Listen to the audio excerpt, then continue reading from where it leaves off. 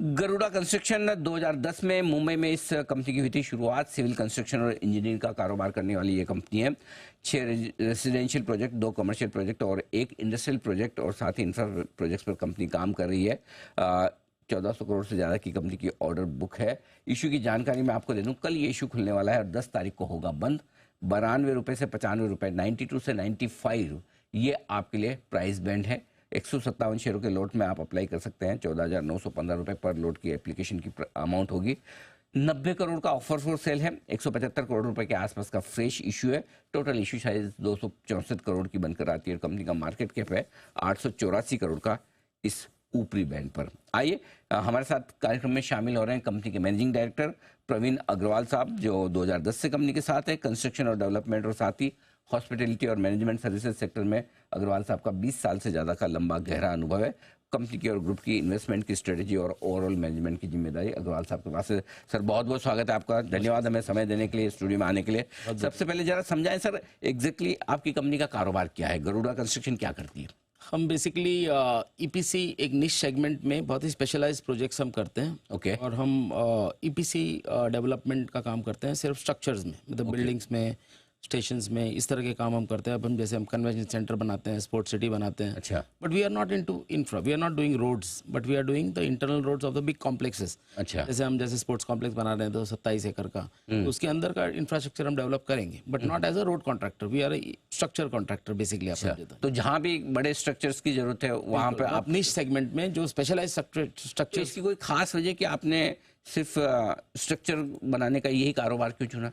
नहीं, इस सेगमेंट में बहुत कमी है, इम्प्लीमेंटर्स की बहुत कमी है। अच्छा। Basically implementation is very important. आज की जो रिक्वायरमेंट है कि timely completion of specialised projects, तो उसमें आप देखें तो बहुत ही लिमिटेड प्लेयर्स हैं। और जो टाइम पे कंप्लीशन, हमने जो भी प्रोजेक्ट किए हैं अभी तक हम बिफोर टाइम ही डिलीवर किए हैं। तो किस तरह के प्रोजेक्ट्स आपने अभी तक किए ईपीसी में, कोई बताएं जो अभी जैसे हमने एक दिल्ली का प्रोजेक्ट खत्म किया है, एक दिल्ली का पुलिस हेडक्वार्टर्स जो है, 10 लाख फुट की बिल्डिंग है। अच्छा। तो वो हमने खत्म किया।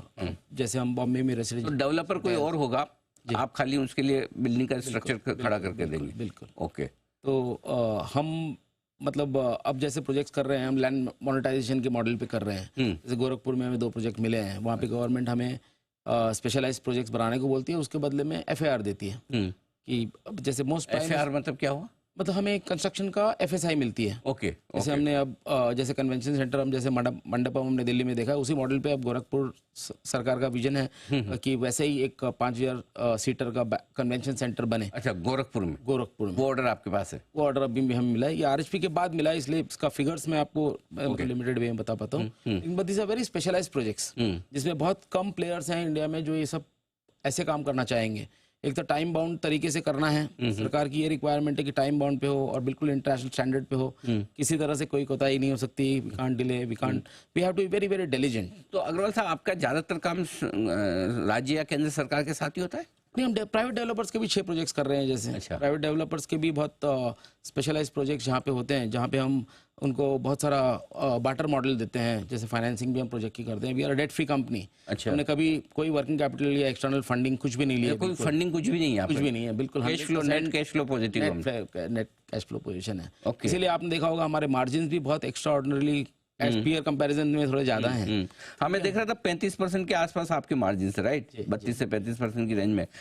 ये मेंटेन रह पाएंगे आगे भी? इससे बेटर ही होंगे। अब जैसे हमारा लेवरेज, हमारा मैच्योरिटी बड़ी है, अभी हम जैसे मैच्योर हुए हैं तो हमारी लेवरेज बड़ी है। मतलब हमें इससे ज्यादा ही, हम टॉप लाइन के हिसाब से हैवी कंपनी नहीं है, बट हम बॉटम लाइन के हिसाब से, हम हमेशा फोकस हमारा बॉटम लाइन पे होता है कि हम कोई बहुत नैरो मार्जिन के काम में ना जाएं। ओके। तो जैसे आपने पुरानी कंपनी को देखा होगा, वो मॉडल बहुत सारी छोटी छोटी दिक्कतें आती हैं तो फेल हो जाते हैं। तो हमारे पास वो लेवरेज एक्स्ट्रा है कि हम वही काम करें जो हम मार्जिन अच्छे हों। ओके। अच्छा, आपकी ऑर्डर बुक इस वक्त कितनी है? 1400 करोड़ के आसपास की? ये डीआरएचपी स्टेज की थी सर। आरएचपी के बाद हमें काफी बड़े अच्छे प्रोजेक्ट्स मिले हैं अभी। ओके। जैसे 2022 में हमारी बिड कैपेसिटी काफी इंक्रीज हुई। बिड कैपेसिटी होती है गवर्नमेंट प्रोजेक्ट्स की, तो हमारी अब 400 से 500 करोड़ की बिड कैपेसिटी है। मतलब सिंगल बिड प्रोजेक्ट करने की हमारी उस सेगमेंट में बहुत ही कम प्लेयर्स हैं। ओके। और जिनके पास है वो बहुत ज्यादा बड़े हैं, तो लाइक आई कैन, मतलब they have too much of work. उस स्पेस में एक निक्स सेगमेंट है, तो हम लोग उसके अंदर हैं।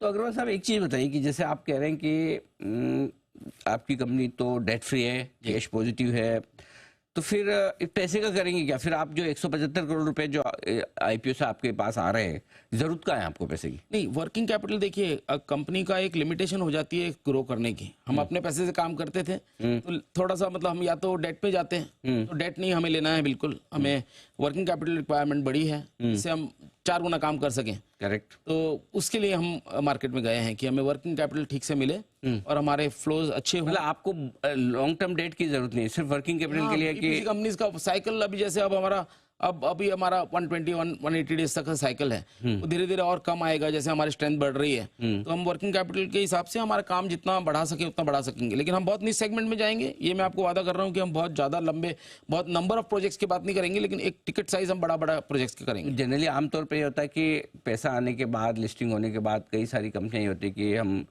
ये नया काम करना चाहते हैं, वो नया काम करना चाहते हैं। तो आप ये कह रहे हैं कि आपको ईपीसी ही करना है, इसी तरीके से कोई we will focus here, we will not go, मतलब बिल्कुल किसी भी तरह से हम कोई इंफ्रास्ट्रक्चर का नहीं सोच रहे, हम स्ट्रक्चर्स में ही सोच रहे हैं, और स्ट्रक्चर्स में भी जो निश होंगे, जो स्पेशलाइज प्रोजेक्ट्स होंगे। तो लेकिन उसमें फिर ग्रोथ कितनी होगी? ग्रोथ है क्या उसमें इतनी ज्यादा? सर वो आप अनलिमिटेड है आज की तारीख में, जिस तरह से इंडिया में रिक्वायरमेंट है स्पेशलाइज प्रोजेक्ट्स की, मतलब सरकार की जो, हर एक सरकार की जो सोच है, स्टेट गवर्नमेंट हो, सेंट्रल गवर्नमेंट हो, उसमें ये है कि आप इम्प्लीमेंट करें और स्पेशलाइज प्रोजेक्ट्स बनाएं, तो वो रिक्वायरमेंट तो हर जगह है।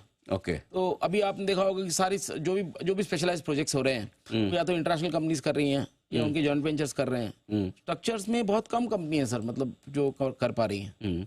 एक और अग्रवाल साहब, जो आपके डीआरएचपी में लिखा है कि आपके काफ़ी कुछ ऑर्डर्स आपके जो आपने कंप्लीट किया, 88% ऐसे जो आपने रिलेटेड पार्टी से किए हैं, इसका क्या मतलब है? किस तरह की ये रिलेटेड पार्टीज, और आगे भी क्या इसी तरह का मॉडल रहेगा या कुछ बदलेगा? नहीं, अब जैसे ये पुरानी बात थी, जैसे हमने बिजनेस शुरू करते हैं तो हमारे मतलब रिलेटेड पार्टी का किसी से भी छोटा ट्रांजैक्शन हो गया तो रिलेटेड पार्टी हो जाती है। तो वो पुराने टाइम की बात थी, जब हमने बिजनेस स्टार्ट किया तो हमारे जैसे थोड़े से मित्र हैं, उनकी प्रोजेक्ट्स करना है, या ग्रुप कंपनीज का जो अगर कोई, तो वो हमसे मतलब आर्म्स लेंथ बेसिस पे नेगोशिएट करते हैं, उनका प्रोजेक्ट उसमें आ जाता है। अब जैसे ऑर्डर बुक में हमारा 5-7% ही बचेगा रिलेटेड पार्टी का, और आगे चल के हम रिलेटेड पार्टी का काम नहीं करेंगे, हम फोकस करेंगे कि बाहर के सब गवर्नमेंट्स के काम करें। इस तरह से हमारा फोकस है अब।